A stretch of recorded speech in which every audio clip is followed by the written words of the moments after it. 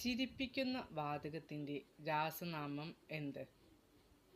Nitrous oxide. Ozone വാതകത്തിൻ്റെ നിറം എന്ത്? നീല. ക്യാൻസറിനെ കുറിച്ചുള്ള പഠനമാണ് ഓൺകോളജി. ചെവിയിലുള്ള എല്ലുകളുടെ എണ്ണം എത്ര? 6. DDT കണ്ടുപിടിച്ചത് ആരാണ്? പാൾ മുള്ളർ.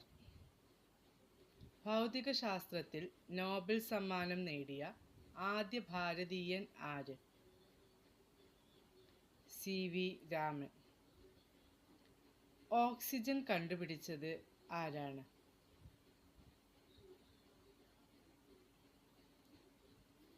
ജോസഫ് പ്രീസ്ലി.